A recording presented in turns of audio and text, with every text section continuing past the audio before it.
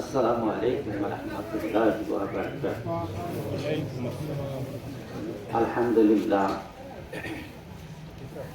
লাখ কোটি শুকরিয়া সে আল্লাহর জন্য যিনি আপনাদেরকে এবং আমাকে এই মুহূর্তে কিছু বলা এবং শোনার তৌফিক পেয়েছি বলে সকলে বলেন আলহামদুলিল্লাহ।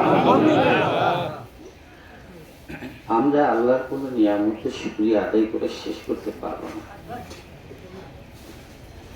আমাদের জীবনটাকে এত শান্তি, এত আরামদায়ক বানিয়ে দিয়েছে, যার শুকরিয়া আদায় করা আমাদের মানবের পক্ষে কোনো ক্রমেই সম্ভব না। তবু আমরা মহান আল্লাহর প্রশংসা করছি। আল্লাহ তাআলা আমাদেরকে এবং জিন সম্প্রদায়কে তার প্রশংসা করার জন্য পৃথিবীতে প্রেরণ করেছেন।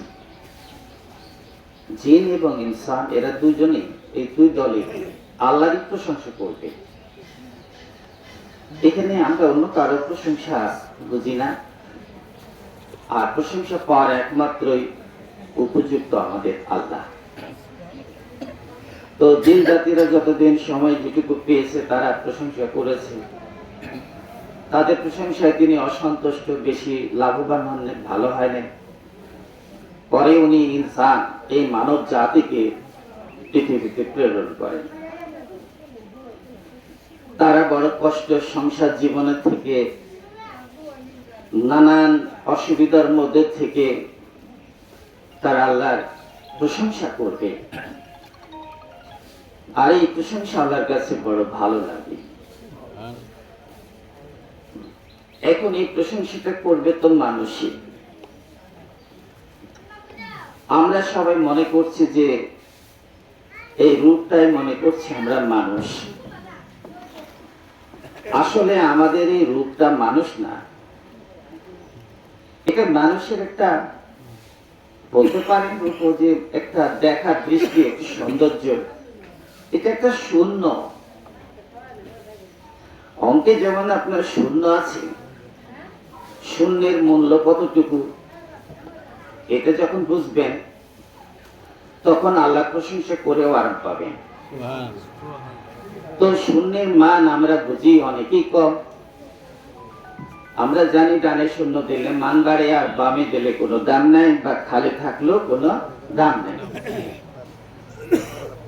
তো আমাদেরকে আল্লাহ তাআলা সৃষ্টি করলেন ইনসান হিসাবে, আমরা তার প্রশংসা করব। এখন ইনসানকে তো আমরা চিনি না, আমরা যে ইনসানকে মানুষ বলছি তাকে তো আমরা চিনি না। এটা আমাদের চেনা দরকার। আমরা জিন সম্প্রদায়কেও চিনি না, মানুষকেও আমরা চিনি না।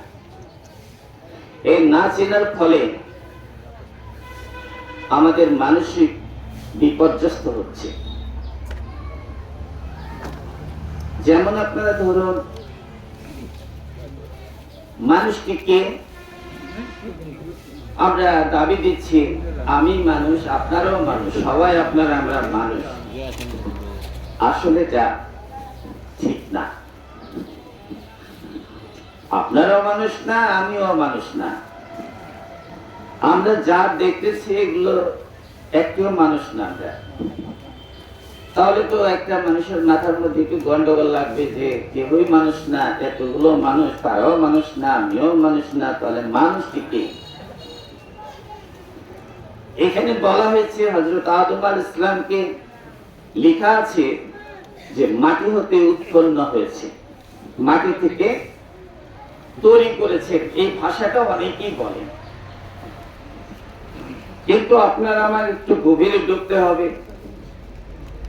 আদমের সৃষ্টি হয়েছিল মাটি হতে উৎপত্তি, কিন্তু মাটি দিয়ে আদম তৈরি হয় নাই। যেমন ধরুন একটা গাছ মাটি হতে উৎপত্তি হয়েছে, কিন্তু গাছটা তো মাটি না।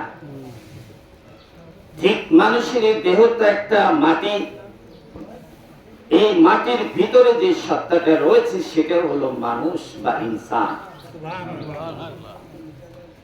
তাহলে এই মাটির থেকে উৎপত্তি, মাটির ভিতরে যদি তাকে অনুসন্ধান করে পান তাহলে সেটাই হলো ইনসান বা মানুষ। তাহলে এগুলো কি? এগুলো হচ্ছে আমাদের ওই মানুষেরই অঙ্গ। চোখ, নাক, মুখ, কান এগুলো হলো মানুষের অঙ্গ। ভেতরের মানুষটা যখন চলে যায়, তার শ্বাস প্রশ্বাস যখন রহিত হয়ে যায়, তখন এই আপনার যে রূপটা দেখছেন অঙ্গগুলো, সেটা তো পৃথিবীতে বিলয়, মাটির সাথে সে মিশে যায়। তাহলে এই আপনার বডির অঙ্গগুলোকে আমরা কতটা যত্ন করতেছি, কতই না খাবার খাইতেছি, সব দিক থেকে আমরা তার পুরো যত্ন করতেছি। শুধু অঙ্গকে ভালো রাখার জন্য আপনি আমি সারাটা দিন পরিশ্রম করছি, কিন্তু বাবারে মানুষের খবরটা কবে নিবেন? মানুষের খবরের সময় তো পেরিয়ে যাচ্ছে। আপনি যদি সেই ভেতরে সেই ইনসানিয়াত শক্তিকে যদি খোঁজ না পান, তাহলে আপনিটা কে এটা বুঝবেন কিভাবে? আপনি যদি চিনতে না পারেন, তাহলে এই জগৎবাসীকে চিনে আপনার লাভ কি? এই জগৎবাসীকে চিনে আপনার কোনো লাভ নেই। কিন্তু আপনাকে আপনি যখন চিনতে পারবেন, তখন আপনার জীবনে পূর্ণতা নেমে আসবে। আজকে আমরা কোন জায়গায় আছি? আমাদেরকে বোঝানো হচ্ছে অঙ্গ দিয়ে আমরা ইবাদত করছি, অঙ্গের জিহ্বার বাক শক্তির মাধ্যমে আমরা সাউন্ড দিয়ে আল্লাহর ধ্বনি গাইতেছি। কিন্তু বাবারে ভেতরের যে মানুষটা এতদিন ধরে আমার কাছে আছে, আপনার কাছে আছে, এই মানুষটার ব্যাপারে এত অমনোযোগী হলেন কেন?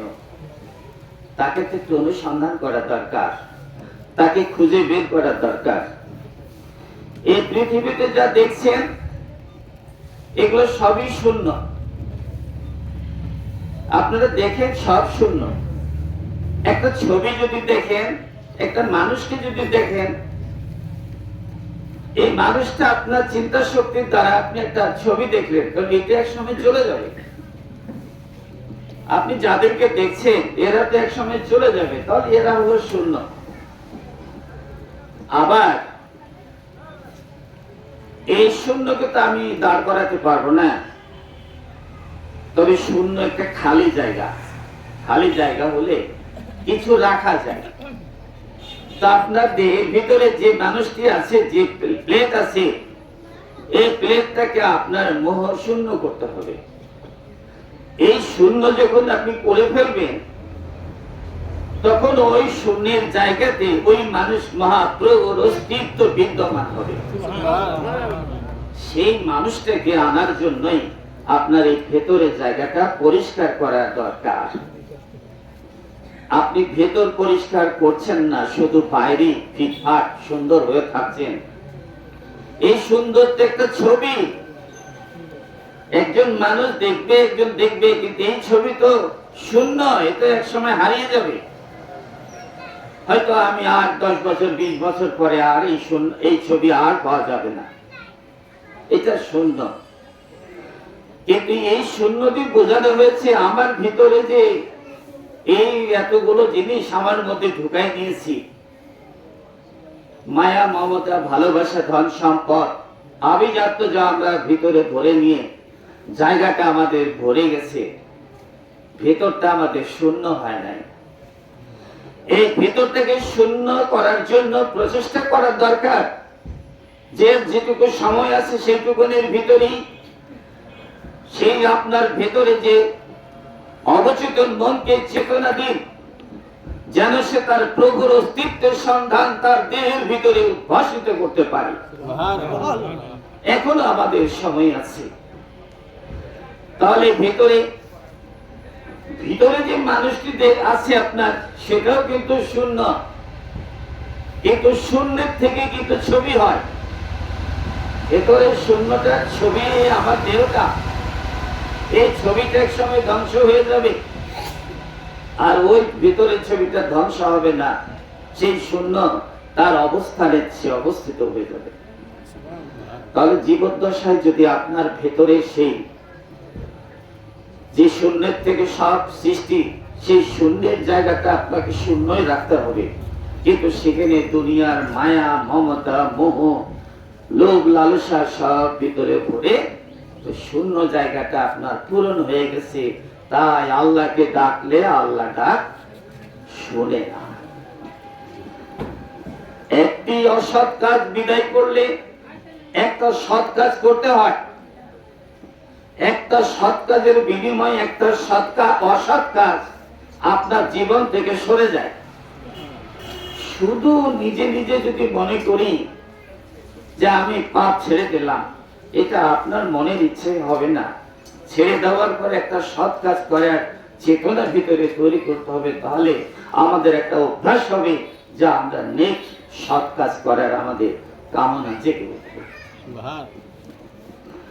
তাহলে আমরা আমাদেরকে আমাদের আল্লাহ তাআলা নবী করিম সাল্লাল্লাহু আলাইহি সাল্লামের মাধ্যমে যে কিতাবটা আমাদের পৃথিবীতে আমাদের পথ নির্দেশক হিসাবে প্রেরণ করেছেন, সেটাকে যদি আমরা ভালো করে একটু অনুধাবন করি, তাহলে বুঝতে পারবো আমার জীবনের সমস্ত ভুলগুলো, নচেত আমরা বুঝতে পারবো না আমাদের ভুলগুলো। আপনারা দেখেন, আমরা আকিমুস সালাতের উপরে মানুষের জোর আমাদের বেশি। এটাকে আমরা দুই ভাগে নিয়ে থাকি। ফার্সি শব্দে নিচ্ছেন নামাজ, আরবি শব্দে নিচ্ছেন সালাত। দুটো কি এক জিনিস? কিন্তু না, দুটো দুই জিনিস একসাথে অবস্থান করে। দুটো দুই জিনিস একসাথে অবস্থান করে। কিভাবে করে? সালাত যদি আপনি বাংলা জানতে যান, এটা হলো মনোসংযোগ। ভেতরের চেতনার সাথে আপনার মনোসংযোগ সৃষ্টি করার নাম হচ্ছে সালাত। আর নামাজ, এটা বাংলা হলো প্রার্থনা। তাই নবীজি বললেন, সালাতের মাধ্যমে তোমরা প্রার্থনা করো, সালাতের মাধ্যমে প্রার্থনা করো, এটা আমাদের জন্য উত্তম। আমরা যে প্রচলিত নামাজ আমরা পড়ি, এটা হলো পদ্ধতি। পদ্ধতির দ্বারা সমাজের সম্মান লুটে দেওয়া যাবে, কিন্তু আপনার জীবনে কোনো ভালো ফল পাবেন না। কারণ এই পদ্ধতির ভিতরে মনোসংযোগ হলো উদ্দেশ্য। উদ্দেশ্য সাধন করা হচ্ছে ফরজ, আর পদ্ধতি ফরজ নয়। আমরা এখন পদ্ধতিকে মেনে নিয়েছি, কিন্তু যেটা আল্লাহর নির্ধারিত সালাত, সেটাকে আমরা মনেই কিছু করি না। তাহলে সালাতের মাধ্যমে আমরা প্রার্থনা করব। কিভাবে করবেন? শিক্ষা তো দিলেন আমাদের নবীজি, যে সালাতের মাধ্যমে আমরা প্রার্থনা করব। কিভাবে করবেন? তো আমরা নামাজের যে পদ্ধতি নামাজ আমরা পড়ি, এটা যে কোনো অবস্থাতেই করা যায়। সালাত যে কোনো অবস্থাতেই করা যায়, যে কোনো অবস্থায় প্রার্থনা করা যায়। তবে শরিয়া শাসনের বিধানে আনুষ্ঠানিক ইবাদতকে প্রতিষ্ঠিত করা হয়েছে, যাতে করে মানুষ সেই আকিমুস সালাতকে ভুলে না যায়। কিন্তু হায় পৃথিবীর মানুষ আকিমুস সালাতকে ভুলে গেছে, আনুষ্ঠানিক ইবাদতকে নিয়ে আমরা আজকে মশগুল হয়ে গেছি। যেটাকে টিকানোর জন্যই নামাজ নির্মাণ হয়েছে, সেটা এখন আমাদের কাছে নেই। আমাদের কাছে এসেছে পদ্ধতি পালন করা, কিন্তু যেটা মনোসংযোগ, সেটার থেকে আমরা অনেকখানি দূরে সরে গেছি। এই জন্য আমাদের নামাজে অতটা তৃপ্তি নাই। তাহলে আমাদের পদ্ধতির মধ্যে আসুন একটু আলাপে যায়। পদ্ধতিতে কিরূপ ছিল? ধরুন আবু হানিফা রাহমাতুল্লাহ আলাইহি, ওনার বিশিষ্ট বিধানে বলা হয়েছে, আপনি তাকবীরে তাহরিমা বাঁধার পরে হস্ত বাঁধলেন।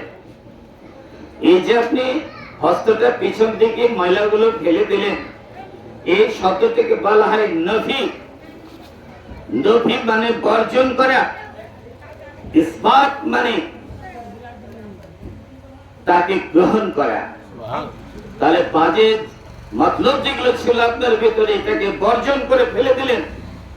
ইসবাত আল্লাহর বিধানকে আপনি গ্রহণ করে নিয়ে হাত এখানে বেঁধে নিলেন। কিন্তু যদি আপনি না বুঝেন, নফি ইসবাতও বুঝেন না, শুধু এরকম করা শিখেন, তাহলে তো আপনি তেমন স্বাদ পাবেন না। নবী মানে আপনার থেকে যেগুলো আল্লাহ বিরোধী শক্তি, সেগুলোকে বর্জন করেন, নাম হচ্ছে নফি। সেটা আল্লাহু আকবার বলে আমরা যখন ধ্বনি দেই, তখন ওটা উত্তোলন করার সময় নফি, ধরার সময় গ্রহণকারী। আমি গ্রহণ করলাম, সব বর্জন করলাম। যত শিরক ছিল, কুফরি ছিল, ফাসিকি ছিল, নিফাক ছিল, যত মুনাফিকি ছিল, কপটতা ছিল, সব কিছুকে আমি বর্জন করে আমি আল্লাহর দ্বীনকে গ্রহণ করে নিলাম। এখন আপনি নামাজে দাঁড়ানোর আগে চিন্তা করতে হবে, আপনি কি আসলে সেগুলো বর্জন করছেন না অভিনয় করছেন? যদি অভিনয় করেন তা আপনারই কপাল মন্দ। আর যদি সত্যি সত্যি একটা অসৎ সরায় একটা সৎ যদি গ্রহণ করেন, একদিন আপনি সত্যই রূপান্তর হবেন। এখন নামাজে আপনি কি পড়বেন? হস্ত বাঁধার পরে আপনি সানাত, তাওয়াজ্জু, তাসমিয়া সব পড়লেন, সানা পড়ে নিলেন। এরপরে সূরা ফাতিহা পড়লেন। সূরা ফাতিহাটা মুনাজাত, এটাও প্রার্থনা, এটাকে দোয়া বা প্রার্থনা বলা হয়। ফাতিহা পড়ার পরে কি আপনি কি পড়বেন? আপনি কি ফেরাউনের কাহিনী পড়বেন না নমরুদের কাহিনী পড়বেন? ওগুলো তো কাহিনী। নামাজে আপনি কাহিনী পড়তে যাচ্ছেন, অথচ সালাতের মাধ্যমে প্রার্থনা করতে বললেন, আর আপনি কাহিনী বলতেছেন বা অভিশাপ করতেছেন নামাজে। প্রার্থনাটা গেল কোথায় আপনার আমার? আমরা ভালো হব কখন? তাহলে ফাতিহা পড়লাম, পড়ার পরে ধরেন পড়ছেন, হয়তো বললেন তাব্বাত ইয়াদা আবি লাহাবি, কি বলছেন এতে? ধ্বংস হোক আবু লাহাব, ধ্বংস হোক তার মাল মাতা, ধ্বংস হোক তার হস্তপদ, ধ্বংস হোক তার স্ত্রী। আচ্ছা, নামাজের মধ্যে কি আপনাকে অভিশাপ করতে বলেছে? আপনাকে তো বলেছে প্রার্থনা করতে। আপনি প্রার্থনা করা বাদ দিয়ে এটা শুরু করলেন। হস্তি দিয়ে কাবাঘর ভাঙতে এসেছিল সূরা ফিল, সেটাকে শুরু করলেন। আপনি সূরা বাকারা থেকে হয়তো ফেরাউনের নীল দরিয়াতে কিভাবে ডুবিয়ে মারা হয়েছে সেই কাহিনীটা আপনি তুলে ধরলেন। আল্লাহ কি এগুলো আপনাকে বলতে বলেছেন? আল্লাহর কথাটাকে আগে বুঝতে হবে। সালাতের মাধ্যমে প্রার্থনা করো। যদিও তোমার কিঞ্চিত যদি চাওয়ার থাকে, তাও তুমি সালাতের মাধ্যমে চাও। সালাতকে এত গুরুত্ব দেওয়া হয়েছিল, কিন্তু আজকে আমরা সালাতের মাধ্যমে কি চাইতেছি? তাহলে কিভাবে চাইবেন? যেমন ধরুন আমি ফাতিহা পড়লাম, তারপর আপনাকে একটা প্রার্থনা পড়তে হবে। যেমন ধরুন রব্বানা জালামনা আনফুসানা ওয়া ইল্লাম তাগফির লানা ওয়া তারহামনা লানাকুনান্না মিনাল খাসিরিন। এরপরে রুকুতে গেলেন, আল্লাহু আকবার। তাহলে আপনি সালাতের মাধ্যমে প্রার্থনা করলেন। আপনি কোনো কারে গজব কামনা করলেন না, কারে ধ্বংস লীলাও গল্প বললেন না, আপনি কাহিনী শুরু করছেন। তাহলে প্রার্থনা কখন করবেন? কাহিনী গাওয়ার পরে লাস্টে প্রার্থনা করছেন, এগুলো আমার জানা নেই। দ্বিতীয় রাকাতে আপনি গেলেন, সূরা ফাতিহা পড়লেন। আপনার বাবা মায়ের প্রতি দরদ আছে, এটা দোয়া পড়বেন। আপনি বলেন আকুর রাব্বির হামহুমা কামা রাব্বায়ানি সাগীরা, আল্লাহু আকবার। শুরু করতে চলে গেলেন। আপনি রহমতের জন্য বলবেন রব্বানা আতিনা ফিদ দুনিয়া হাসানাতাও ওয়া ফিল আখিরাতি হাসানাতাও ওয়া কিনা আযাবান নার। এটা না সালাতের মাধ্যমে প্রার্থনা পাঠ করতে বলেছেন। আপনি সালাতের মাধ্যমে প্রার্থনা পাঠ করুন। কায়েমের শব্দ নয় নামাজে, সালাত কায়েম হবে, নামাজের বাক্য পাঠ হবে শুধুমাত্র। তা আমরা শুধু নামাজ পাঠই শিখেছি, কিন্তু কেন আমরা মনোসংযোগটা সে সালাতকে আমরা প্রত্যাখ্যান কেন করছি? যদি সালাতকে প্রত্যাখ্যান করেন, তাহলে এই ধর্মটা কারা নির্মাণ করলো, এই বিষয়ে আপনার আমাদের ইতিহাস ভালো করে জানা দরকার। তাহলে আমরা নামাজের মধ্যে যেটা ধরুন সূরা ইখলাস পড়ছেন, কুল হুয়াল্লাহু আহাদ, এটা কে বলছেন? আল্লাহ তাআলা রাসূলকে বললেন, বলো আল্লাহ এক, অদ্বিতীয়। কিন্তু আপনি নামাজে কাকে কি বলছেন? আপনি বলছেন কাকে? যে বলো আল্লাহ এক, অদ্বিতীয়। কাকে বলছেন? বাবারে, এই যে ভাবে আমরা আল্লাহ যেটা উপদেশ দিয়েছে সেটা আমরা পাঠ করতেছি। আমাদেরকে প্রার্থনা পাঠ করতে বলেছে, নামাজের মাধ্যমে প্রার্থনা পাঠ করো। তো সালাতের মাধ্যমে প্রার্থনা পাঠ করতে বলছেন। তো কোরআন শরীফের মধ্যে বহু প্রার্থনা আল্লাহ তাআলা দিয়েছে এই সালাত প্রতিষ্ঠা করার জন্য।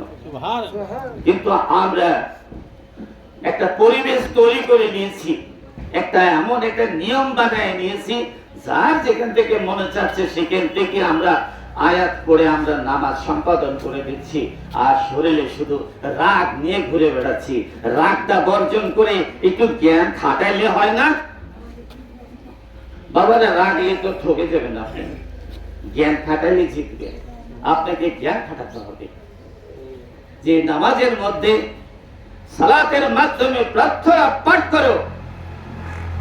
তাহলে সালাত আপনার মনোসংযোগ।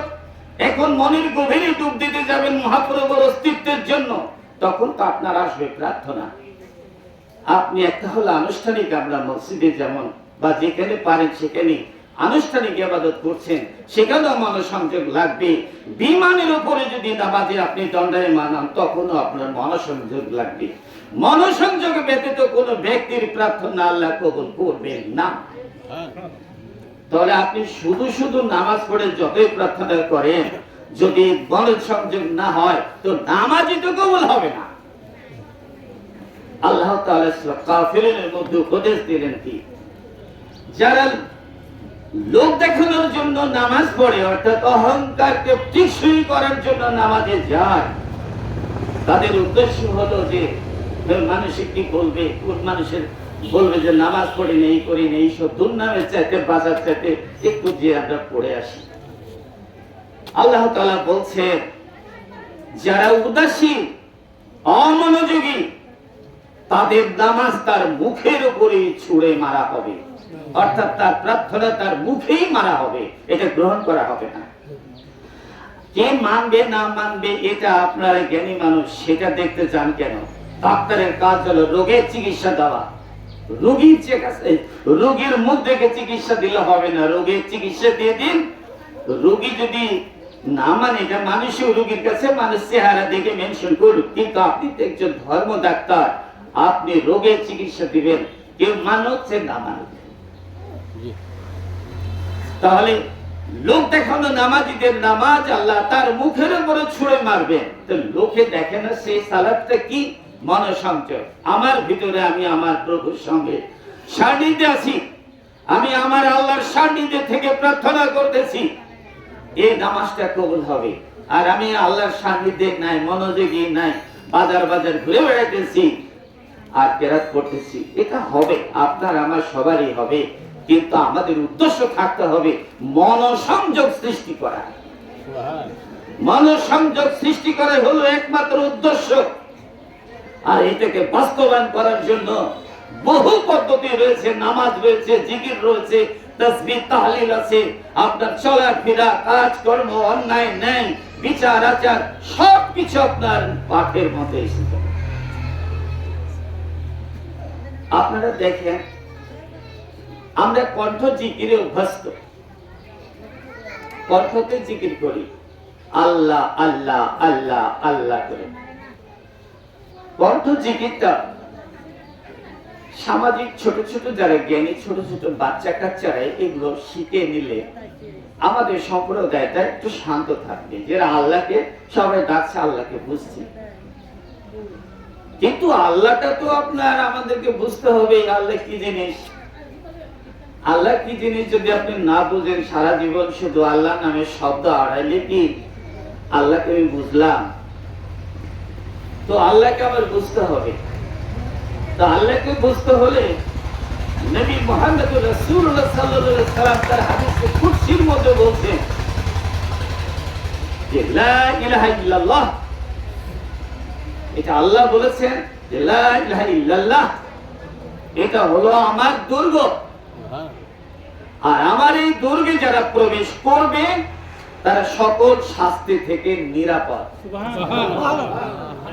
তাহলে আল্লাহর দুর্গ যদি আপনি না চিনেন, কোথায় আপনি খুঁজে বেড়াচ্ছেন তাকে? বলছেন হাদিস বিশ্বাস করেন না, হাদিস না বিশ্বাস করলে যাবেন কই? কোরআন বিশ্বাস করেন না। আমরা সব বিশ্বাস করি যদি জ্ঞান আমার থাকে।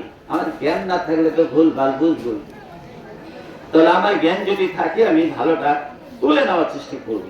তাহলে দুর্গে যারা প্রবেশ করেছে তারা সকল আল্লাহর শাস্তি থেকে মুক্ত, আর শাস্তি হবে না তাদের। তাহলে এই দুর্গটা কোথায়? আমরা মনে করবো কাবা ঘর, না হয় মসজিদ, এগুলো না। এগুলো আমাদের আরামদায়ক জায়গা, আমাদের সুবিধার্থে করেছেন। এই দুর্গ হলো মানুষের এই দেহটা। আল্লাহ তাআলা বলছেন যে এই দেহটা, এই দুর্গ, লা ইলাহা ইল্লাল্লাহ, এই দুর্গে যারা প্রবেশ করলো তারা সকল শাস্তি থেকে মুক্ত। এখন আপনি প্রমাণ দেখেন, কোরআন শরীফ আল্লাহ তাআলা বলছেন আমি মানুষের শাহরগের চাইতেও নিকটে আছি। তাহলে কোথায় আছেন? শাহরগের চাইতেও নিকটে আছে। শাহরগের চাইতে নিকটে আছে আমার হৃদয়, আমার অন্তর্জগৎ। এই অন্তর্জগতে যারা প্রবেশ করলো তারা সকল শাস্তি থেকে মুক্ত। আর এখন তারা মুমিন, বেহেশতি।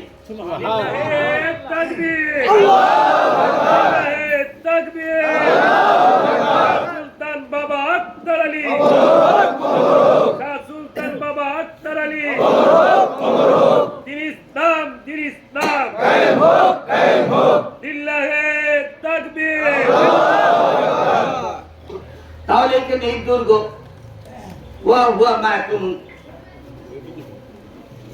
এখানে আপনাকে ধরে নিয়ে আসছে। আপনি দেখুন না, আপনি একটু দেখুন।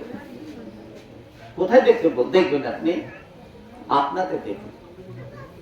তাহলে আপনার শাহরগের চাইতেও যদি নিকটে হয়, তো মানুষের সবচেয়ে বড় নিকট হলো তার অন্তর। অন্তরের চাইতে নিকট কেউ নাই। হাত না, পা না, চোখ না, মুখ না, কেউ আমার কাছে না। একমাত্র অন্তর হচ্ছে আমার অতি নিকটে। তা আল্লাহ বলছেন এই অন্তরে যারা প্রবেশ করলো, এই অন্তরে যারা ঢুকে গমন করে যারা আমাকে খুঁজতে আসলো, তারা সকল শাস্তি থেকে মুক্ত, তারা নিরাপদ আশ্রয়ে চলে গেছে। এরাই তো মুমিন, তারাই তো জান্নাতি। তাহলে আল্লাহ জান্নাতি মানুষের পরিচয় সার্টিফিকেট দিয়ে দিয়েছে। এখন আপনি প্রবেশ ভিতরে করবেন না, তাহলে বাহিরে কারা? এই সম্প্রদায়টা বদমাশি করার কারণে তো ইনসানকে তৈরি করা হলো যে এরা আমার কথা মানবে। আমরা ইনসান হয়ে যদি সে আল্লাহর ভিতরে সেই অন্তরের সাথে যদি আমরা সংযোগ না দেই, তাহলে তো ওই সম্প্রদায়ের মধ্যে হয়ে গেলাম।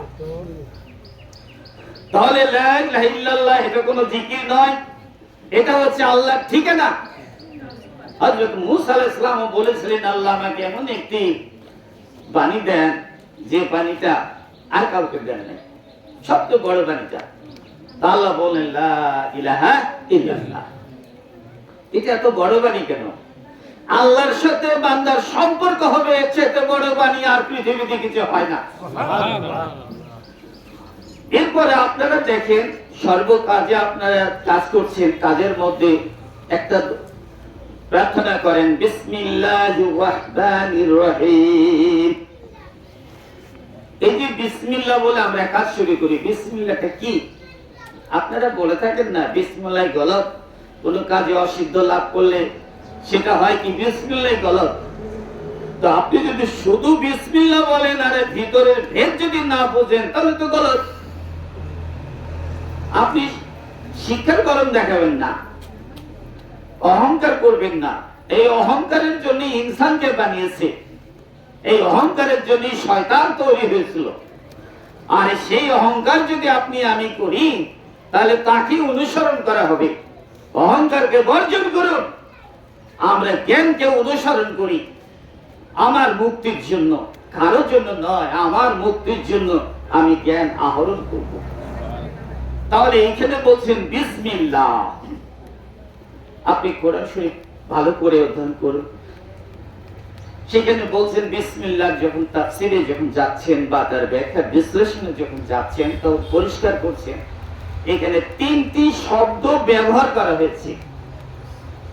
একটি হলো বা বা বে অক্ষর, আরেকটা হচ্ছে এসএম, আরেকটা হচ্ছে লিল্লাহ। তিনটি শব্দ ব্যবহার করা হয়েছে। বে বা বাতে হচ্ছে বান্দা, অর্থাৎ আমার এই দেহবাড়ি, এই বান্দা। এসএম শব্দের হলো সংযোগ, তার সাথে লিল্লাহ, আল্লাহর সঙ্গে। যে বান্দা আল্লাহর সাথে সংযোগ করছে তিনি হলেন বিসমিল্লাহ। আপনি সংযোগ ছাড়া বিসমিল্লাহ বলছেন কাকে? এটা ভুল ভাল বলছে নয়। আপনারা গভীর ভাবে একটু বাবা জ্ঞান খাটিয়ে বই পুস্তক গুলো ঘাটবেন, মতবাদ গুলো নেবেন। অনেক আলেম লিখেছে, অনেক ভাবে লিখে। আমিও কোনো না কোনো আলেমকে তো ফলো করেই বলছি। তাহলে এখানে বিসমিল্লাহ বলতে আমরা মনসংযোগ ছেড়ে দিয়ে যদি শুধু বলি বিসমিল্লাহির রহমানির রহিম, এত শুদ্ধ বলে লাভ নেই যদি আপনার সংযোগ সৃষ্টি না হয়।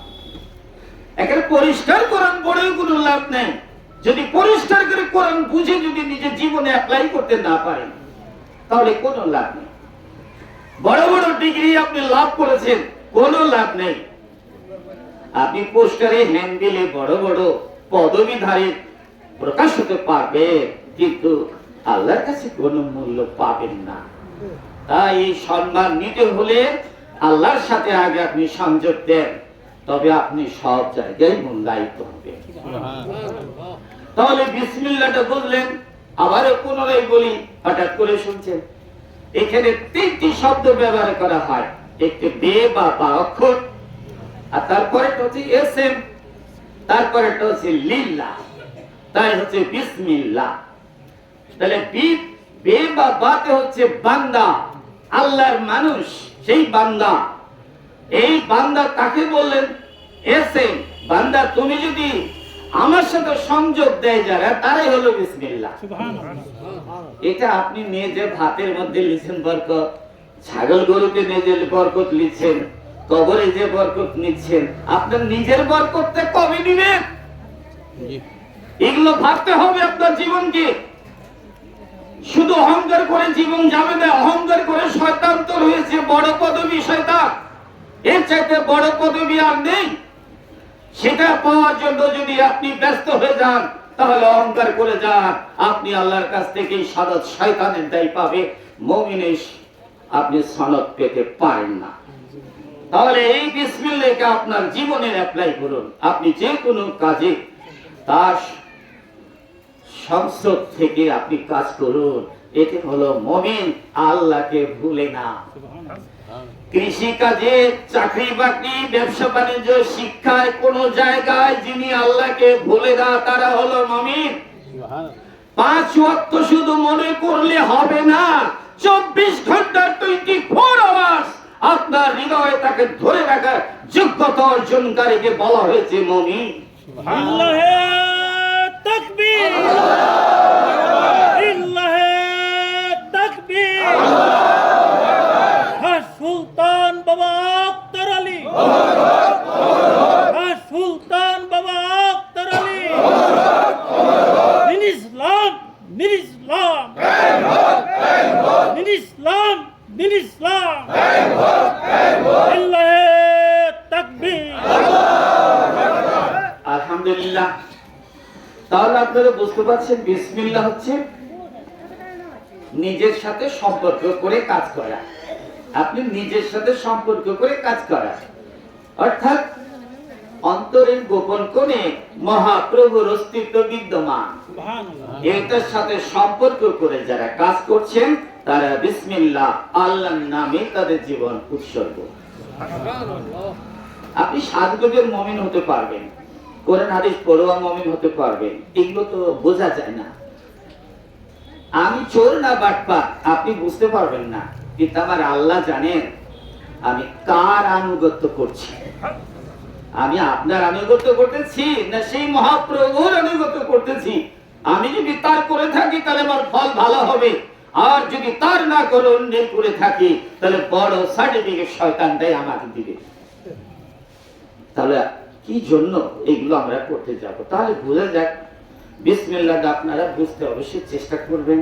আরো বাংলাদেশের বড় বড় আলেম ওলামা ইকরাম আছে, তাদের সঙ্গে মত বিনিময় করবেন যে রে বাবা শুধু মুখে মুখে বিসমিল্লাহ বলে কি আপনার কমপ্লিট না, এটা সংযোগ দেওয়ার কথা শুনেছি ছতরকোনার থেকে, তাহলে তো আপনাদেরকে বলে দিবে। ঠান্ডা মাথায় বুঝবেন, জ্ঞানীদের জন্য কোরআন হাদিস, সাধারণের জন্য নয়। সাধারণ মানুষ বুঝে না, কিন্তু যারা বুঝতে চেষ্টা করেন তারাই জ্ঞানী। জ্ঞানী মানে কোনো কোয়ালিফিকেশন লাগে না, শিক্ষাগত যোগ্যতা লাগে না, যাদের আগ্রহ আছে তারা হলো জ্ঞানী। সে নিরক্ষর হতে পারে কিন্তু আগ্রহ আছে, আর যার আগ্রহ নেই সে অহংকার করতেছে, এটা অন্য জাতি। ও কেন আমরা এখানে আনতে চাচ্ছি না। তাহলে বাবারা এখানে গেলেন, তাহলে নিয়ে গেল কোথায়? কালেমা নিয়ে গেল এখানে, বিসমিল্লাহ নিয়ে গেল এখানে।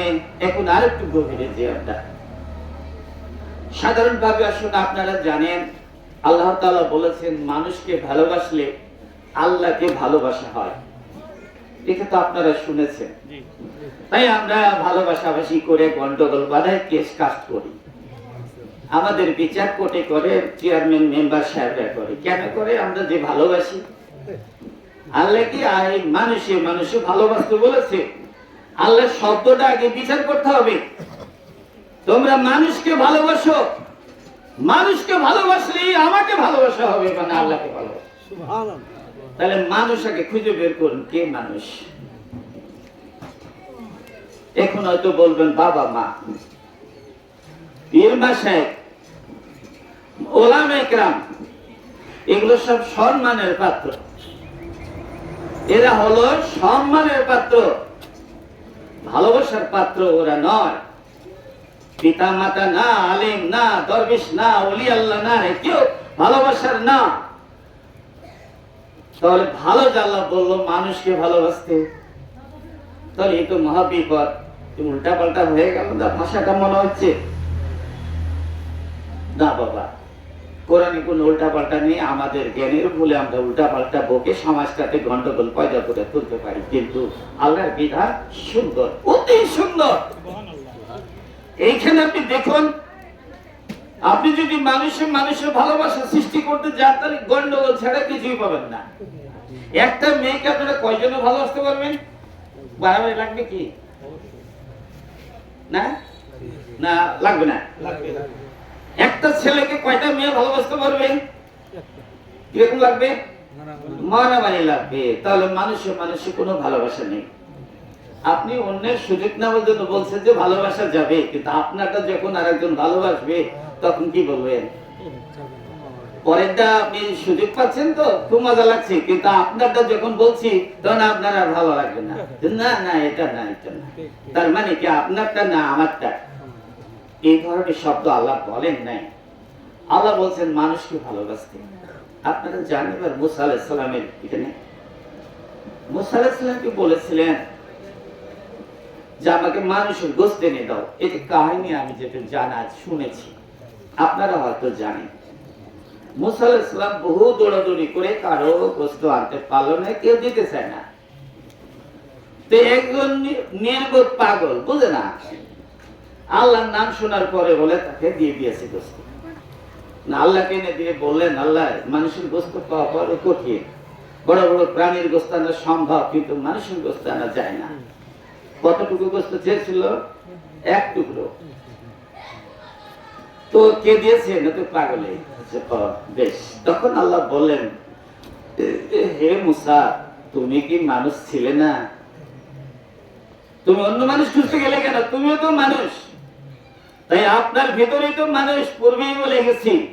তাই নিজ মানুষকে ভালোবেসে এই অঙ্গ প্রত্যঙ্গ গুলোকে আল্লাহ বিরোধী কর্মের থেকে নিরাপত্তা দিয়ে আপনার এই মানুষকে যদি আপনি পবিত্র রাখতে পারেন তাহলে আপনার কোনো ভয় নেই। আপনি নিজে যে একজন মানুষ ভুলে গেছেন, আপনার ভিতরে যে মানুষ আছে সেটা আপনি ভুলে গেছেন, অপরদেরকে শুধু বলছেন এইগুলো সব মানুষ। এই মানুষের অঙ্গ দেখে বলছেন মানুষ, আর আপনার ভিতরের যে আসল মানুষ তার কথা আমরা কিন্তু ভুলে গেছি। তাহলে নিজেই আমি মানুষ, তাই নিজ মানুষকে ভালোবেসে আমার অঙ্গ প্রত্যঙ্গ গুলোকে আল্লাহ বিরোধী অন্যায় পথ থেকে ফিরিয়ে রাখতে পারলে মানুষের কল্যাণ হবে। আর এই কল্যাণটাই হলো আল্লাহকে ভালোবাসা। ধরতে পারছেন? এবার আসেন, এটাও কোরআন শরীফের কথা। আপনারা হয়তো বলবেন যে এগুলো তো একটু ভারী কথা, কোরআন শরীফ তো হালকা না, কোরআন শরীফ তো জ্ঞানীদের জন্য, এই সাধারণ মানুষের জন্য তো কোরআন না যে তারা ফট করে বুঝে ফেলাবেন। কোরআন বুঝতে পারবেন আল্লাহ যাকে হেদায়েত দান করবেন। আল্লাহ হেদায়েত দান না করলে সেই শব্দের অর্থ ব্যাখ্যাগুলো বুঝতে পারবেন, কিন্তু কোরআন বুঝতে পারবেন না। কোরআন বোঝালে একমাত্র হেদায়েত প্রাপ্ত ব্যক্তিরাই কোরআন বুঝে, সে নিরক্ষর হোক আর আক্ষরিক শিক্ষিত হোক, তারা এই কোরআন বুঝে, কারণ আল্লাহ তাদেরকে এই কোরআন বোঝার তৌফিক দান। তাহলে এখানে পাওয়া গেল। এবার আসেন, আমি শুধু আপনাদের সাক্ষী দিয়েছি ভেতরের মানুষটার ব্যাপারে। কোরআন নাজিল হয়েছে ভেতরের মানুষটাকে পরিশুদ্ধ রাখার জন্য। ভেতরের মানুষটা যদি স্বচ্ছ পবিত্র হয় তাহলে অঙ্গগুলো গোটাটাই পবিত্র হয়। আর ভেতরের মানুষটা যদি অপবিত্র হয় তাহলে কি অঙ্গ? সাবান দিলে পাক হবে? হজ করলে, নামাজ পড়লে কোনো কিছুতেই হবে না, কারণ ওই মানুষটারই দরকার। এক টুকরো গোস্ত আল্লাহ চেয়েছিলেন, সেটাই হলো এটা, যেটা নবী মুহাম্মদ সাল্লাল্লাহু আলাইহি ওয়াসাল্লাম বলেছিলেন, মানুষের এই হৃৎপিণ্ডটা যদি এক টুকরো গোস্ত যদি পবিত্র হয়ে যায় তাহলে গোটা বডিটাই পবিত্র হয়ে যায়। তাই এই হৃৎপিণ্ডের ওই গোস্তটুকু যদি আল্লাহকে দিয়ে দেওয়া যায় তাহলে গোটা বডিটাই তার পবিত্র হয়ে যায়। আপনি মুসা নবীর কোন গোস্ত দিয়েছে বুঝলেনই, কিন্তু আপনিও তো দিবেন। উনি গোস্ত কেমনে দিবেন? তার সাথে সম্পর্ক রাখলেই আল্লাহ গোস্ত পেয়েছে। আর যদি সম্পর্ক না থাকে আপনি দেন নাই, তাহলে এই টুকরো গোস্তটাকে যদি আপনি পবিত্র করেন আপনার সমস্ত অঙ্গই পবিত্র হয়ে যাবে। তাহলে আমরা এখানে পেলাম ওই মানুষের সাথে সম্পর্ক। এখন আসুন আর একটি আয়াতে আল্লাহ তাআলা বলছেন কারা সফল হয়েছে, আল্লাহকে পেয়ে কারা সফল হয়েছে, সফল বান্দার পরিচয় দিচ্ছেন। তিনি বলছেন যারা সকালে বা প্রভাতে ও সন্ধ্যায় আমাকে স্মরণ করে তারা সফল হয়েছে। কখন কখন বললাম? সকাল আর সন্ধ্যা। বাবারা, আপনারা অনেক শিক্ষিত মানুষ, সকাল চিনেন? হ্যাঁ চিনি। সন্ধ্যা চিনেন? হ্যাঁ চিনি। কি চিনেন? সূর্য উদয় সকাল, সূর্য অস্ত সন্ধ্যা। আমরা এইটা চিনলে কিন্তু হবে না। এটা হচ্ছে পার্থিব, এটাও একটা পৃথিবী, এটা চিনলে হবে না। তাই অনেকে আছেন ফজরের পরে ওজিফা করছেন, আবার মাগরিবের সন্ধ্যার পরে ওজিফা করতেছেন। মজার ব্যাপার, মানে আপনি সকাল ফিরে পেয়েছেন, আবার এই বিকেল সন্ধ্যা পেয়ে গেছেন। আসলে আল্লাহর কথাটা আগে বুঝবেন, নিজে পড়বেন, বুঝবেন, জ্ঞানীদের সঙ্গে মিশবেন, কোন জ্ঞানী কি কথা বলে সেটা শুনবেন, তারপরে আপনার বিবেক সম্পন্ন হলে সেটা মানবেন, নচেত রেখে দিবেন। বললোর হয়ে গেল, বড় হুজুর বলেছেন, পীর সাহেব বলেছেন। পীর সাহেব কোনো মডেল নয়, কোনো বড় হুজুর মডেল নয়, কোরআন হচ্ছে আমাদের মডেল। তাহলে কোরআন যদি আমাদের মডেল হয় তাহলে হুজুর টুজুরের দোহাই দিয়ে কিচ্ছু হবে না। তার প্রমাণে দেন। অনেকে বলছেন না যে আল্লাহ তাআলা কোরআন শরীফে এক জায়গায় বলছেন ইয়া আইয়ুহাল্লাযীনা আমানু তাকুল্লাহা ওয়াত্তাকু ইলাইহি ওয়াসিলা জাহিদু ফি সাবিলিল্লাহি লাআল্লাকুম তুফলিহুন। একটা শব্দ আছে ওসিলা। ওসিলা এটা আরবি শব্দ, এটা আমাদের কাছে অনেক দিন ধরে থাকতে থাকতে না এটা বাংলা হয়ে গেছে, মানে দীর্ঘদিন ধরে আছে। যে ওসিলা মানে কি? বাংলার দিকে গেলে আপনারা বলবেন কি যে ওসিলা মানে মাধ্যম, মানে রাসূলের মাধ্যম, পীরের মাধ্যম, মাওলানার মাধ্যম, হাফেজ সাহেবের মাধ্যম, মাদ্রাসার গোলামদের মাধ্যমে আল্লাহ আপনাকে জান্নাত দিয়ে দিবে। এই ওসিলা, এটা ওসিলা মানে মধ্যস্থ, তাই নয় কি? না আরো অন্য কোনো সেন্টেন্স জানি না আপনারা, আমি জানি না। তাহলে ওসিলা মানে হলো তার দোহায়ে এটা পাওয়া। তো নবীর দোহায়ে আমরা জান্নাতে চলে যাব, এটাও সঠিক না। নবীর দোহাই দিয়ে কোনো কাম হবে না। কারণ হাদিস শরীফের মধ্যে এসেছে রাসূল করিম সাল্লাল্লাহু আলাইহি সাল্লাম মা ফাতেমা জোহরাকে বলছেন, হে ফাতেমা, তুমি নবীর মেয়ে, এই ওসিলায় তুমি কোনো পরিত্রাণ পাবে না।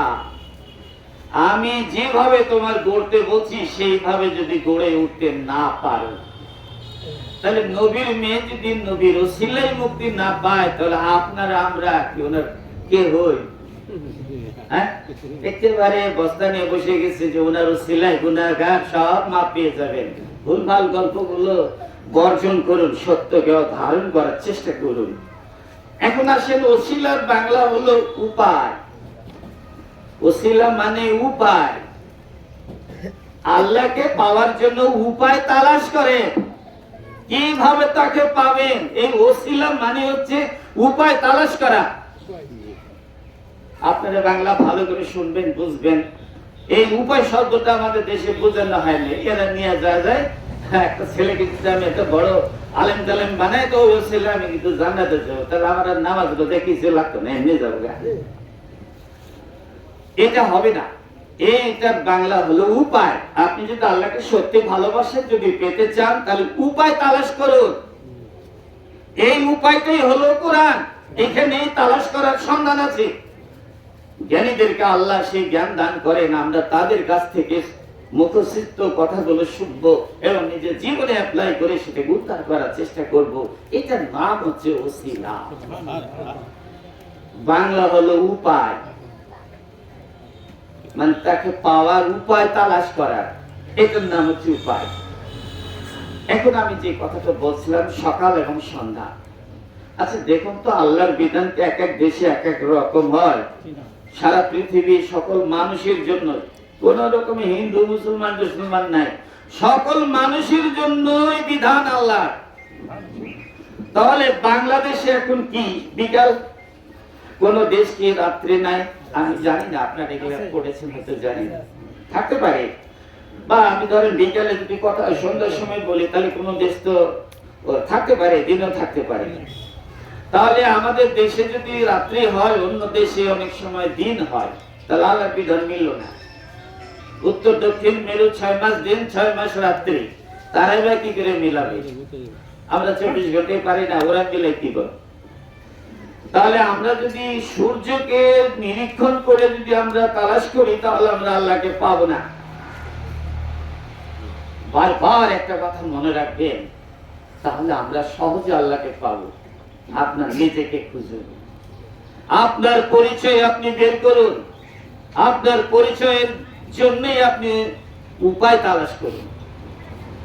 এবার আসুন, এই সকাল আর সন্ধ্যা, আমরা যদি রাত্রি 2টার সময়, রাত আর এক দেশে হয়তো সন্ধ্যা হতে পারে বা বিকাল হতে পারে, তাহলে মিলল না। তাহলে পার্থিব পৃথিবীতে কোরআন মিলবে না।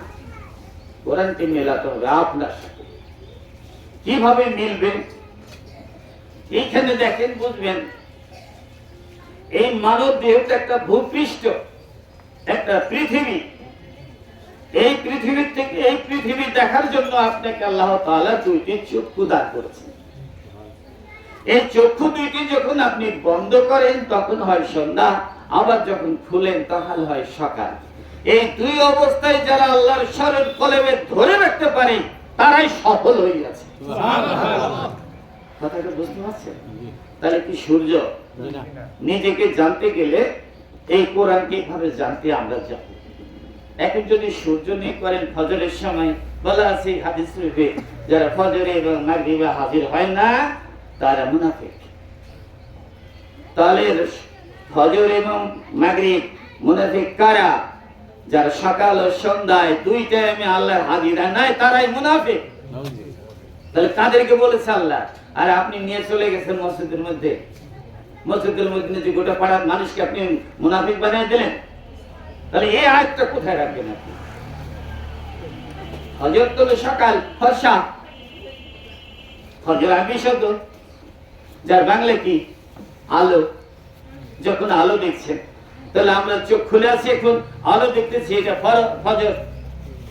আবার যখন বন্ধ করছি তখন হয়ে যাচ্ছে মাগরিব, অর্থাৎ সন্ধ্যা। দুই অবস্থায় যারা আল্লাহর স্মরণ মানব দেহের সাথে ধরে রাখতে পেরেছে তারা সফল কাম হইয়াছে। তাহলে আপনি আন্দাজে যাকে থেকে মুনাফিক বলছেন, কোরআনের দৃষ্টি দিয়ে বলবেন না, আপনি মন গড়া ভাবে বলে দিলেই হয়ে যাবে। তাহলে আমাদের এই পাড়ায় কি সবাই মসজিদে যায়? তাহলে এতগুলো মানুষ তো এই মুনাফিকদের টাকা পয়সা নিয়ে চলেন, আবার এদেরকে মুনাফিক বলেন, এ কোন ধরনের কথা বলেন? আপনি কোরআনের দৃষ্টি দিয়ে কথা বলুন। কোরআন যদি আপনাকে বলে আপনি মেনে নেন, কারণ এটা আমাকে মেনে নিতে হবে, কারণ আল্লাহর বাণী। তাহলে সকাল ও সন্ধ্যা আপনারা কি বুঝতে পারছেন? মানে চক্ষুটা যখন খুলছেন তখন কি সকাল, যখন বন্ধ করছেন সন্ধ্যা। দুই অবস্থায় যারা আল্লাহর সঙ্গে সংযোগ দিতে পারছেন তারাই সফল কাম। সফল কাম মানে কি? আল্লাহ তাকে মাফ করে দিয়েছে, ওর আবার বিচার কবে হবে? মাফ করে দিয়ে আবার ধরবে?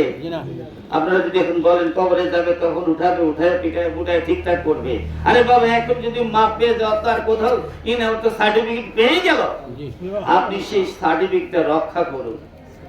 আজীবন মৃত্যুর আগ পর্যন্ত আপনি চেষ্টা করুন এই সার্টিফিকেট আপনি হাতছাড়া করবেন না। এটাই হলো আল্লাহর রহমত। এই নিয়ামত রহমতকে আপনি ধারণ করে ধরে থাকুন। বুক পাড়া দিয়ে মরলে তারে নিয়ে মরবো, আমি একে ছেড়ে মরবো না। এই লোকটাতে সফল হয়েছে। আর আপনি ভেতরের কোনো খবরই নেবেন না, শুধু বাইরে বাইরে চকচক চকচক চকচক করে বেড়াবেন। আপনি কি জানেন যে আপনার ভুল পথে চলছেন? আর যারা সত্য কথা বলছে তাদেরকে আপনি বারবার বলছেন ভুল। আপনি ভুল তাদেরকে বলছেন কেন? বসলিতে পারে, শান্তিপূর্ণ ভাবে মীমাংসা হোক। মুসলমান আমরা, আমাদের মুক্তির জন্য ইসলাম। এখন আপনারা দেখুন মুসলিমকে, এই ইসলাম কি আর মুমিন কি? ইসলাম কারা? কারা আমরা ইসলাম ধর্ম গ্রহণ করেছি? ইসলাম হলো আত্মসমর্পণ। আমরা ছিলাম বিরুদ্ধে শত্রু, আমরা যখন আত্মসমর্পণ করলাম তখন আমরা হয়ে গেলাম ইসলামের সদস্য। আমরা কি? আমরা সবাই ইসলামের সদস্য, কিন্তু আমরা মুমিন না। আমাদের সদস্য হয়েছি, আমরা এখন নবীজির ট্রেনিং দিয়ে আমরা মুমিন হব। তাহলে মুমিন, আপনি আমি যদি মুমিন না হয়ে সদস্য হয়ে যদি বলেন, মানে কেবল যোগ দিলেন দিয়ে বলছেন ইসলাম ইসলাম ইসলাম ইসলাম করছেন কেন? এটা তো কেবলমাত্র আপনি সদস্য। এখন আপনাকে মুমিন হতে হবে। আমি মুমিন হওয়ার জন্য সদস্য হয়েছি, তা না হলো তার অন্য ধর্মী থাকতাম। তো আপনি সদস্য হয়ে যদি মনে করেন আমি মুমিন, ভুলভাল ব্যাখ্যাতে নিজের জীবনকে ধ্বংস করেন না, এবং কারো জীবন নিয়ে ছিনিমিনি খেলার অধিকার আপনারা আমাকে দেয় নাই। তাই যেটুকু সত্য জানেন সেটুকু বলুন। আজ বুঝবেন না, কাল বুঝবেন, না বুঝেন 10 বছর পরে একদিন বুঝবেন, কিন্তু সত্যকে গোপন করেন না। সত্য থেকে একটু তুলে ধরুন। মানব জাতির কাছে তারা নিজেরা বিবেচনা করে দেখুক, যদি তাদের কোনো সময় মনে পড়ে মেনে নেবে, আর যদি তার লয় না খায় বাদ দেবে।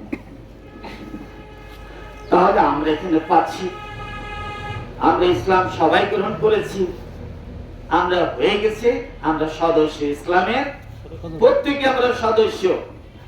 এখন আমাদেরকে আল্লাহ তাআলা বলছে তোমরা যখন সদস্য হয়েছে, মুসলিম না হয়ে কবরে আসতে পারবে না, কবরে আসতে পারবে না। আপনারা বলছেন কবরে যাইও না, এটা আসতে পারবেন না। কোথায়? এই মানুষের দেহটা একটা কবর। তো আল্লাহর কাছে যেতে হলে মুসলিম হয়েই কবরে যেতে হবে। যদি মুসলিম না হয়ে যান তাহলে যেতে পারবেন না। ওই মাটির এই কবরকে বলেন না, এটার কথা না। শুধু বাইরে বাইরে আমরা ঘুরে বেড়াচ্ছি, কিন্তু একটু নিজের ভিতরে একটু দেখুন। তো সদস্যদেরকে বললেন তোমরা ইসলাম যেহেতু গ্রহণ করেছো, এখন মুসলিম না হলে কবরে যেতে পারবে না। এখন আপনি আমাদেরকে শিখাতে হলো কবরে যাইও না। তা আমরা তো নামাজ পড়ি, আমরা তো মুসলমানি। আমার দায়িত্বটা নিবে কে? ইমাম সাহেব নিবে না পীর সাহেব নিবে? কেউ নিবে না। আর এই কোরআন যেভাবে পথ বলেছেন সেটার দায়িত্ব আল্লাহ নিবে। তাহলে মুসলিম না হলে এই প্রভুর সান্নিধ্যে কেউ যেতে পারবে না। আরে আমি বুঝে গেছি কি মুসলিম না হয়ে কবরে আইসো না, তো মুসলিম হতে হলে তো এই কবরে আগে ঢুকুন।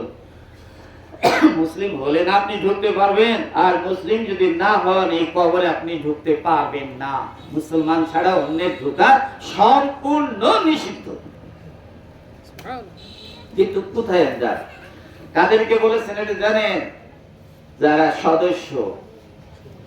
সদস্যদেরকে বলছে তোমরা মুসলিম না হলে তোমরা যে ইসলাম গ্রহণ করি মনে করবো জান্নাত পেয়ে যাবে এমন নয়, তোমাকে মুসলিম হলেই গা তুমি কবর যেতে পারবে। সেটা কোন কবর? দেহ কবর, মাটির কবর না।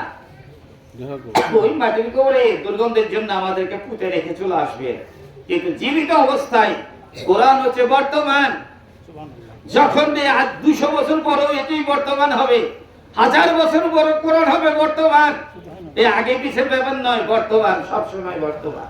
এই টাটকা মানুষ যতদিন থাকবে ততদিন ধর্ম বর্তমান। এখন আপনি বর্তমানের কবর না দেখে ওই ফুলসজ্জার কবর যদি দেখান, তাহলে আমি তো মুসলমান হই তো মরছি বারে বারে, 5 ওয়াক্ত নামাজ পড়ি, আপনাদেরকে দেখলে কি সুন্দর করে সালাম দেই, স্বভাব আমাদের ভালো। এটা তো হচ্ছে ইসলাম, ইসলামের সদস্যদের চরিত্র। এতে এখন ভেতরে গমনের যদি সুযোগ পান তাহলে হতে পারেন মুসলিম, কারণ মুসলিম ব্যক্তিরাই ঢুকতে পারবে, অন্য কেউ ঢুকবে না, কারণ তার পারমিশন নেই। কিন্তু আমরা এখন কোন জায়গায় মানুষের বান রাখি নেই, আমরা এখন হারিয়ে গেছি। বাবা মায়ের জন্য কবরের কাছে যে বলছে ওকে মাফ করে দাও, এটা কে আপনার যে ওকে মাফ করে দিবেন? কার মাফ? আপনার এই জন্য একটা ভুল ধরাই দিই আপনাদের, মারা গেছে যে শুধু মারা গেছে, তো মাগফিরাত কামনা করছেন কার? আসেন বলবেন রুহের মাগফিরাত কামনা করতে এসেছেন, তাই না? এই আপনাদের মাথায় তোলা নাই, রুহের মৃত্যু নাই, তোর আবার মাগফিরাত কামনা করেন কি করে? আপনি বলেন এই মরার, এই নাফসের মাগফিরাত কামনা করছি, যেটা ধ্বংস হয়ে গেছে এর জন্য মাগফিরাত কামনা করছি। রুহ তো মরে না, ও তো জীবিত, ওর আবার আপনি মাগফিরাত কামনা করবেন কি? ও তো মরেই না। এখন আমাদেরকে বলে রুহের মাগফিরাত কামনা হবে, ফাতিহা শরীফ করা হবে, রুহের জন্য ওরস করা হবে। মানে পীরের মৃত্যু হয়েছে, মরার জন্য ওরস হবে। আরে রুহের তো মৃত্যু হয় না, তার আবার ওরস কি হবে? ওরস মানে কি? ওরস হচ্ছে জ্ঞান মিলন, আল্লাহর জ্ঞানের সাথে আল্লাহর মিলন হওয়ার না হলো ওরস। কথাটা বুঝতে পারছেন? এই কবর টবর নাই, এগুলো আমাদের দেশে একটা সাজসজ্জা হয়ে গেছে, সুযোগ সুবিধা। তবে কি নিষেধ করা হচ্ছে না? এগুলো চিহ্ন, যার যে ভক্ত আছেন তারা তাকে পরিচয় করে রাখবেন। আমার এই হুজুর এই জ্ঞানগুলো আমাদেরকে দিয়ে গেছে, তার স্মৃতিসৌধ, ওটাকে আমি কিছু বলতে পারছি না, তবে এটাকে আমি বলতে চাচ্ছি। তাহলে ওরস শব্দ থেকে অনেকেই বলছেন ওরস বুঝেন না, সুঝেন না, আন্দাজে ওরসকে বুঝেন কোন দিক দিয়ে? আরে মরার জন্য তো আমরা দোয়া করি না, আমাদের তো কবর টবর কিছু না, দেখেন রাখবি যে কত খবর আছে। তারপরে সলিগুলিতে টুকি মেরে মেরে দেখছেন কবর আছে কিনা। এটা আমরা কবরে কি করব? কখন যে আমার এই কবর ভিতরে হয়ে যাবে কে জানে? তাই কবরের কথা আমরা বলছি না, আমরা বলছি জ্ঞান মিলনের কথা। আমরা এই স্বামী স্ত্রী মিলন নয়, নারী পুরুষ মিলন নয়, হুজুর হুজুর মিলন নয়, এইগুলো না। আমরা বলছি জ্ঞান মিলন। কোন জ্ঞান? আল্লাহর জ্ঞানের সাথে আল্লাহর মিলন। এই জ্ঞান মিলনকে বলা হয় ওরস। এখন যদি আপনি মাগফিরাত কামনা করেন পীরে, তাহলে ওই পীর কি মরা? আর রুহ মরা? রুহ তো মরে না। ভালো করে দেখুন তো বুঝবেন, রুহের মৃত্যু নেই। তাহলে রুহের যেহেতু মৃত্যু নেই, তাহলে মাগফিরাত কামনা করছেন কার? এই যে পীরেরা, ওরা রাগ করবে আমার উপরে। আপনারা যারা ওই পীর অনুসারী আছেন তারা রাগ করবেন, ঠিক যেমন হুজুররা রাগ করে, পীরেরা ওরকম রাগ করবেন। কিন্তু কথাগুলো একটু বিবেচনা করে দেখবেন, এটা আপনার মুক্তির জন্য হলে মানবেন, মুক্তি যদি না হয় রেখে দিয়ে চলে যাবেন। জোর জুলুম আমাদের ইসলামে নেই। তাহলে ওরস বুঝলেন, জ্ঞান মিলন। কোন জ্ঞানের সাথে মিলন? কার? কোরআনের জ্ঞানের সাথে আল্লাহর মিলন। আপনি জ্ঞানটা যখন ধারণ করবেন তখন মিলন হবে। এই মিলনের নাম হলো ওরস। আপনারা না বুঝে বলেন যে ওরস মানে নাউজুবিল্লাহ। এই বুঝেন না আপনারা? ফালতু বকেন নাউজুবিল্লাহ। এটা তো জ্ঞান মিলন। এখন ওনারা কোথায় কোথায় খারাপি করে বেড়াচ্ছে, কে কোন মিলন করে বেড়াচ্ছে, এগুলো প্রতিহত করা হবে, বোঝানো হবে তাদেরকে, মারপিট না, বুঝান, কারণ তাদের ব্রেনে নিচ্ছে না। তাদেরকে বলুন যে মিলন শব্দটা তো ঠিক আছে, কিন্তু এই মিলনটা হচ্ছে জ্ঞান মিলন। সেটা কার সাথে? আল্লাহর সাথে। কোরআনের জ্ঞান মিলন হবে আল্লাহর সাথে। আল্লাহ যে নির্দিষ্ট আমাদের পথ দিয়েছেন, আমরা সেই পথে গিয়ে তার মিলনটা দেখা পাওয়া হলো আমাদের মিলন। এটাকে বলা হয় ওরস। তো ওই সবাই মিলে ভুলভাল বকাবকির কারণে এখন মানুষ ওরস নামটা মুখেই নেয় না, ভয় যে না জানে কি কথা। না রে বাবা, এটা জ্ঞান মিলনকে বলা হয় ওরস। যারা জ্ঞান মিলন বাদে যেগুলো যদি বুঝেন উল্টা পাল্টা, আমি জানি না তারা কোন ধর্ম অনুসরণ করে, তাহলে আমরা এখানে বুঝতে পারলাম আমাকে নিয়ে শুধু হবে, আর কোরআন নাজিল হচ্ছে শুধু আমার জন্য, এই কথাটা আপনাকে ভাবতে হবে, অন্যের জন্য না। আমি ভালো হয়ে গেলে আপনাদের কোনো ক্ষতি হবে, আর আমি যদি খারাপ হয়ে যাই তাহলে আপনারা সাবধানে থাকবেন। তাই কোরআন এসেছে আমার জন্য, এই মানুষের জন্য এসেছে কোরআন। কোরআন যদি মেনে আমি ভালো হয়ে যাই, এই সমাজে কারো ক্ষতি হবে না, গ্যারান্টি দিচ্ছি, এটা আল্লাহ গ্যারান্টি দিচ্ছে। কিন্তু আপনি কোরআন আমার জন্য ভাবছেন না, শুধু একজনকে নামাজ কোনো হালে পড়াতে পারলে রিসনিকে পেয়ে যাবেন। কি জ্বালাতনে ফেলে দিচ্ছেন আপনারা, এইভাবে পথভ্রষ্ট মানুষকে করছেন কেন? এই নামাজটাই তো হচ্ছে না, নামাজটাই তো ভালো করে হওয়ার লাগবে। আপনি একজন আলিম মানুষ, ইমাম সাহেব, আপনি সঠিক কথাটা যাদেরকে শিক্ষা দিন। শুধু যা আছে তাই বলছেন, এগুলো তো আমরাও পারি। বাংলা পড়া যারা জানেন, বাংলা পড়ে বলতে পারবেন না, তো হাদিস বললে, বাংলা কোরআন পড়লে সব যদি হয়, পারবেন না বলছি আপনারা। ওরা যদি আরবি করে সব পায়, আমরা তো হাফ পাবো, আধা আধি পাবো না। এইগুলো কি শুরু করেছেন? পড়লেই সব হবে না, পড়বেন, পড়ার মধ্যে ইঙ্গিত খুঁজে বের করতে হবে। শিক্ষিত তাকে বলা হয়, পড়ার মধ্যে যে ইঙ্গিত খুঁজে পায় তাকে বলে শিক্ষিত। যে ইঙ্গিত খুঁজে পায় না সে পড়ুয়া, সে শিক্ষিত না। সে শুধু পড়া জানে কিন্তু ইঙ্গিত খুঁজে পায় না। উদাহরণ দেখেন, আপনি বিদেশ থেকে একটা চিঠি পাঠিয়েছেন আপনার স্ত্রীর কাছে। আপনার স্ত্রীর কাছে আপনার চিঠিটা কত গুরুত্বপূর্ণ তা জানেন? সে চিঠি দেখা মাত্রই কাঁদতেছে যেন আপনি এসেছেন। লেখাপড়া জানে না, একজন শিক্ষিত লোকের কাছে গিয়ে বলছে, ভাই তোমার ভাই একটা চিঠি পাঠিয়েছে, দেখো তো ভাই, একটু পড়ে বলো তো কি লিখেছে। তখন এই শিক্ষিত পড়ছে আর ও ফুপড়ে ফুপড়ে কাঁদতেছে। তখন এই শিক্ষিত, কাঁদো কে, কাঁদো কে, চিঠি পড়তেছি শুনো। তাহলে এই পড়ুয়া আর এই কান্দুয়া এরা কে সমান? এই স্ত্রী তার ইঙ্গিত বুঝতে পারছে, আর এই পড়ুয়া কিচ্ছু বোঝে না। তাই ইঙ্গিত মানে কি? ওহি শব্দটা আরবি, তার বাংলা হলো ইঙ্গিত। এমন ওহি না যেখানে পাখা মেলায় এভাবে আসবে। ওহি শব্দের বাংলা হলো ইঙ্গিত। যারা আল্লাহর ইঙ্গিত বুঝে না, যা আল্লাহর ইঙ্গিত ভিতরে দিচ্ছেন, ইঙ্গিতটা যারা বুঝতে পারে নাই, তার ওহি বাণী বুঝে না। তাহলে ইঙ্গিত বলতে আপনি পড়ুয়া, কিন্তু আপনি নিজেকে শিক্ষিত বলছেন কেন? শিক্ষিত লোকেরা ইঙ্গিত খুঁজে পায়।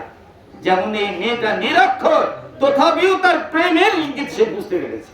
লিল্লাহি তাকবীর, লিল্লাহি তাকবীর। সুলতান বাবা আক্তার আলী, শাহ সুলতান বাবা আক্তার আলী, দিন ইসলাম, দিন ইসলাম, লিল্লাহি তাকবীর। আলহামদুলিল্লাহ। তাহলে বাবারা সবাই নামাজ আরে পড়বেন। ওটা পড়ায় আছে, নামাজ হলো পাঠ করা। আপনারা যদি বলেন কায়েম করে, এটা কায়েম না, এটা হলো পাঠ করা। আপনি নিজে যদি কিছু করতে পারবেন না, যা লেখা আছে ওটাই করতে হবে, তাহলে এটা হলো পাঠ করা। কে দেখে করলো, কে না দেখে মুখস্থ আছে তারা এটা করছে। তা আমরা নামাজে পাঠ করব, আর সালাত ভিতরে মনোসংযোগ দেব। তাহলে মনোসংযোগের মাধ্যমে নামাজ প্রার্থনা করা, পাঠ করা। আপনি সংযোগ দিয়ে পাঠ করেন, আপনাকে আল্লাহ তাআলা আপনার নামাজ কবুল করবেন। আর শুধু পাঠ করছেন, তাহলে সালাতটা কবে আপনারা বুঝাবেন আর আমরাই বা বুঝবো কবে? আমাদের কি খারাপ বলুন? ইংরেজিতে বলেন না ননসেন্স, যেটা বললো আরে যদি একটু জিজ্ঞেস করে ননসেন্সের বাংলা কি, হয়তো পারবে। কতটা বুঝছেন? ইডিয়েট, ইডিয়েটের বাংলাটা কি তাও হয়তো পারবে না, কিন্তু ভাষা ওর মুখ আছে তো এর গাড়ি একটা কিছু। আরে বাবা এগুলো না, ননসেন্স সহজ জিনিস। ননসেন্স মানে নো সেন্স, ওই বিষয়ে তার কোনো জ্ঞান নেই, তাকে বলে ননসেন্স। ইডিয়েট, ইডিয়েট মানে এই বিষয়ে তার কোনো আইডিয়া নেই, তাকে বলে ইডিয়েট। যে জানে না সে বলছে কি জানেন, মারাত্মক গাল দিয়েছে আমাকে ইংরেজিতে। ওকে গাল দিয়েছে না তোর অভিজ্ঞতা প্রচার করেছে। কথাটা বুঝছেন? তো যারা বুঝে গেছে তারা ইঙ্গিত বুঝেছে, তারাই কিন্তু বুঝছে যে আমার তো এই আইডিয়া নাই, এটা বললো, তাতে রাগ করে না। আর যে বুঝে না তার মেজাজ কেমন তা জানেন, সে মনে করে আমাকে ইংরেজিতে গালি দিল, গালি দিল এই যে ইঙ্গিত বুঝলো না। আর একজন জ্ঞানী ইঙ্গিত বুঝে ননসেন্স বলেন আমি সরে যাব, কারণ ওই বিষয়ে আমার সেন্স নাই, কেন বাড়াবাড়ি করতে যাব। ইডিয়েট বলা হল ইডিয়েট, তার মানে আমি ভুল করেছি, আমার এই ব্যাপারে কোনো আইডিয়া নাই, আমার সরে যাওয়ার দরকার। তাই না আমি আবার ওকে বলবো তুই ননসেন্স, তুই ইডিয়েট, তুই বদমাশ, আর বেশি বেশি বলবো না। তাই আপনাকে নামাজের মাধ্যমে সালাত বাঁধলেন, এখন ইঙ্গিত ভিতরে ধ্যান যোগ দিয়ে দেন, মুখে পাঠ করুন, মহিমা পাঠ করুন মুখ দিয়ে। এই দুটো একসাথে সমন্বয় হলো ধর্মের ইবাদত। আর যারা একটা করছে এরা ভালো হবে না, এরা ভালো হবে না, এরা আল্লাহর পক্ষ থেকে ভালো হতে চায়ও না, ভালো হবে না। এরা মানুষের কাছে ভালো হবে, সুন্দর হয়ে ঘুরে বেড়াবে, একেবারে মুমিন বান্দা, কিন্তু ভেতর থেকে সে ভালো হতে চায় না। আর যখন সালাত বুঝবেন তখন আপনার আর কোনো উপায় নাই, আপনি আটকা পড়ে গেছেন, ওখানে যেতে হলে আপনাকে ভালো হতে হবে। সর্বদা যারা আল্লাহকে স্মরণ করছে তাদের জন্য আল্লাহ যথেষ্ট। যারা সর্বদা আল্লাহকে স্মরণ করে না তাদের জন্য ইমাম সাহেব যথেষ্ট, পীর সাহেব যথেষ্ট, ওলি আল্লাহ যথেষ্ট, ওই মানুষ খাওয়ানো যথেষ্ট, অনেক ইবাদত তারা বাইর করে নিয়েছে, এগুলোই যথেষ্ট না। কোরআন তা বলে না। তাই বাবারা আমরা বুঝি না বেশি, যেটুকু বুঝি সেটুকু আপনাদের কাছে উপস্থাপন করছি। আর এটাকে আরো ভালোভাবে আপনারা জ্ঞানী গুণী নিজের হৃদয় দিয়ে বুঝে নেবেন, কার কথায় এই রাগারাগি করবেন না, আগে বুঝবেন। পড়া জানলেই একটা সার্টিফিকেট অর্জন করেছি আমি, ধরুন টাইটেল পাস, আমি পড়া জানি কিন্তু ইংরেজি বুঝি না, তাহলে কি? যারা ইঙ্গিত বুঝে তাদেরকে আউলিয়া, ওলি আল্লাহ বলে, হক্কানি বলে, কামেল বলে, সব বলে তাদেরকে। যারা ইঙ্গিত বুঝে, যারা ইঙ্গিত বুঝে না এগুলো সব সার্টিফিকেট ধারে পড়ুয়া। এগুলো ক্লাস 5 এমএ পাস করে কি করলেন আর ডক্টরেট পাস করে কি করলেন, এ তো বই না দেখলে বলতে পারবেন না। এইভাবে না বাবারে, যে ওদেরকে সম্মান করুন, কারণ ওরা তো কষ্ট করে অর্জন করেছে আল্লাহর দিন। আমাদের বাণীটাও তাদের কাছে পৌঁছান, ওদেরটাও আমরা পেয়েছি বলেই কিন্তু এই বাণী আমরা বুঝেছি। ওরা যদি না বলতো তাহলে বুঝতে পারতাম না। আল্লাহ বুঝাইছে ওদের বাণী শোনার পরে, নিজের মধ্যে বাধা পড়েছে তখন জানতে চেষ্টা করি, জানতে পেরেছি। আপনিও তাদের কাছে এই বাণীগুলো জানান, সেও একদিন হয়তো পরিবর্তন তাদের জীবনে আসতে পারে। আর যদি মনে করেন আমি এত বড় পাস করেছি এখানে যাব, আরে বাবা এখানে যাবেন কেন? ঠেকাই বললে সুযোগ থাকলে হিন্দুর দোকানে খাবেন না, সুযোগ না থাকলে স্কুল বাড়ি খাবেন না, সব খাবেন। যতক্ষণ শোয়া যায় ততক্ষণ বাহাদুরি, শোয়া না গেলে বলবে যেটা আছে ওটাই দে নাকি। তো আল্লাহ আমাদেরকে তৌফিক দেন।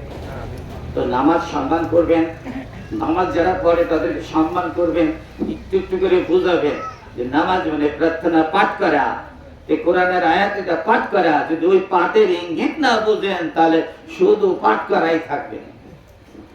আপনাকে ইঙ্গিত বুঝে প্রভুর সঙ্গে মিলিত হতে হবে। যখন আপনি আল্লাহর সান্নিধ্যে আপনি যাবেন, কাজ হয়ে গেছে আপনার। আপনারা বলছেন একটি হাদিস দেখেন, শুনেছেন, আসসালাতুল মিরাজুল মুমিনিন, মুমিনের সাথে আল্লাহর সাথে মিরাজ হবে। কোথাও বলে নাই, বলেছে সালাতে। এখানে নামাজ শব্দ আসে নাই, সালাত এসেছে। সালাতুল মিরাজুল মুমিনিন, সালাতের মাধ্যমে বান্দার সাথে আল্লাহর সংযোগ হবে। মিরাজ মানে সংযোগ বা ঊর্ধ্বে গমন। সব উচ্চতে যিনি আমাদের সম্মানী, তার সঙ্গে সম্পর্ক হওয়া, সেটা আমাদের সম্পর্কে বড় হলেন আল্লাহ। এর চাইতে বড় সম্মানী আমাদের আর কেউ নেই। তাই তার সাথে সংযোগটাই হচ্ছে প্রকৃত। তাহলে এখানে ইঙ্গিত, এই বদন হয়েছে কি কার জন্য? আপনি যদি মুমিন হতে চান তাহলে আপনার জন্য। আর যদি মুমিন না হয়, সারা জীবন সদস্যই থাকবেন, তাহলে তো আর আপনার জন্য না। আর মুসলিম না হলে যেতে পারবেন না, মানে যাইও না, মুসলিম না হয়ে কবরে যাইও না, মানে যেতে পারবেন না। যাইও না মানে কি? যাইতেই পারবেন না। যেমন আপনি মুসলিম হবেন, আল্লাহ আপনাকে ভিতরে নিয়ে নেবে। আপনি মুসলিম না, আপনাকে নিবে না। মুসলিমেরা তার খবর পায়, সাধারণ লোকে পায় না। তাই তারা আল্লাহকে খুঁজেও না, তারা সাদা সিধা জীবন খুঁজে নিয়েছে। আপনারা দেখেন মহানবী সাল্লাল্লাহু আলাইহি ওয়াসাল্লাম, আপনারা তো তাসবিহ করেন, সুবহানাল্লাহ সুবহানাল্লাহ অনেক সারা জীবন করেছেন, এর মধ্যে কোনো ভুল টুল আছে কিনা এগুলো তো জানি না। সবাই একরকম করলে কি আর ভুল পাওয়া যায়? কিন্তু কেউ যদি একটু ব্যতিক্রম করে তাহলে বোঝা যায় যে আমারটা ঠিক আছে কিনা। এখানে আপনি বলছেন সুবহানাল্লাহ সুবহানাল্লাহ সুবহানাল্লাহ সুবহানাল্লাহ করে গুনছেন। আমাদের নবীর যদি তাই গুনতেন এইভাবে, তো বলা আছে যে নবী যেভাবে করেছে ঠিক সেইভাবে আপনাকে করতে হবে। তাহলে নবীর ইঙ্গিত, আল্লাহর কোরআনের ইঙ্গিত বুঝতে হবে। তো ইঙ্গিতটা বুঝেন কিভাবে? উনি যখন একটা সুবহানাল্লাহ বলতেন, বাকযন্ত্রের মাধ্যমে একটা শব্দ গঠন করে টোকা দিতেন, সাথে সাথে কলবে একটা স্পন্দন দিতেন, আল্লাহ আল্লাহ আল্লাহ। তার মানে মনোসংযোগ। মনোসংযোগ দিয়ে যত সুবহানাল্লাহ বলবে তত আল্লাহর নিকটে যাবে। আর মনোসংযোগ বাদ দিয়ে যত সুবহানাল্লাহ বলে দুনিয়ার উপর তালায় উঠে যাবে, অনেক টাকা পাবেন। সত্য কথা বলে টাকা পাবেন না, আর ওই লাইনে গেলে টাকা পাবেন। যেন আমাদেরকে কেউ টাকা দিবেন, টাকাটা আমাদেরকে দিবেন না, কিন্তু টাকা দিবেন ওইখানে। আমি যখন ওই লাইনে যাবো তো টাকা ঠিকই দিবেন, দেবো তাবিজ লিখে যাবো, ই করে তো আপনি টাকা দিতে বাধ্য। এইগুলো আমাদের থেকে দূরীভূত করতে হবে, আমরা এগুলো মানি না। তাহলে সুবহানাল্লাহ বলার আগে যাকে শিখাতে হবে, তুমি যে সুবহানাল্লাহ বলছো কোন দিকে লক্ষ্য করে? আকাশ হবে না, জমিন হবে না, তোমার নিজেকে নিজের ভিতরে লক্ষ্য করে যদি সুবহানাল্লাহ বলো, লক্ষ লক্ষ বার সুবহানাল্লাহ চাইতে বেশি নৈকট্য আল্লাহ আছে। এইগুলো আমাদের করে কি জানি না, হ্যাঁ না, ওরা তো সুবহানাল্লাহ দেখে তো সবাই করে, তো তারা তো অবশ্যই সংযোগ দেন। যদি না দেন তাহলে এটা তো তাদের কার্যকারিতা আসবে না, কারণ সংযোগ দিতেই হবে। সর্ব কাজে আল্লাহর সংযোগ লাগবে। আল্লাহর সংযোগ ছাড়া কোনো কাজে আপনি সাকসেসফুল হতে পারবেন না।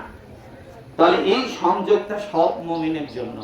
মুমিন সর্বদা সংযোগে থাকেন, তাই তারা অশ্লীল কথা বলতে পারে না, তাহলে তো ভুলে যাবে। যে কারোর বিরুদ্ধে যেতে পারে না, ওটাকে তাহলে ভুলে যাবে। তাহলে সর্বশেষ এদিকে নিরিখ ঠিক রেখে দুনিয়ায় চলতে হলে তো অনেক কাজ থেকে তাকে বিরত হতে হয়, তারপরে না সে টিকে থাকে। আর আপনি সব গোজা খিচুড়ি একেবারে যাই চাল দিয়ে খিচুড়ি বানিয়ে চলতেছেন, তো দেখতে মুমিন কিন্তু কামের না। যাবেনই তো, আপনি আমি তো সবাই যাব, তবে সত্যগুলো একটু, যারা যেটা সত্য বুঝতে পারছেন আপনার আপনজনদেরকে বুঝাবেন, তারা বোঝার চেষ্টা করবে। আবার যদি আপনাদের যদি কোনো দিন মনে চায় আসবেন, এখানে কোনো ধারাবাহিকতা নেই। এখানে আমরা মুসলিম, অন্য কোনো জাতি সবাই আসতে পারবেন, কারণ এই সত্য কথা সবার জন্য, সব ধর্মের লোকের জন্য এই পানিগুলো প্রযোজ্য। ইসলাম সকল মানবের জন্য, এই কোরআন সকল মানবের জন্য। পৃথিবীতে মানুষেরা বানায় ফেলালো ধর্ম, হিন্দু এটা সেটা বানায় দিল, কিন্তু না, এই কোরআনটাই আল্লাহ নাজিল করেছে সমগ্র মানুষের জন্য। যে এই কোরআন মানবে সে আর অন্য ধর্মে থাকবে না, সে একেবারে সঠিক হয়ে যাবে। তাই আপনারা আল্লাহর কাছে দোয়া করবেন, শান্তি যেন আমরা সবাই পাই। আর শিক্ষণীয় বিষয়ে একটু কথা বলি, আপনারা যে আজান হবে একটু বন্ধ করে দেন। কে পারবেন? জ্ঞানী আছেন? আচ্ছা, তাহলে হয়ে গেছে, বন্ধ করে দেন।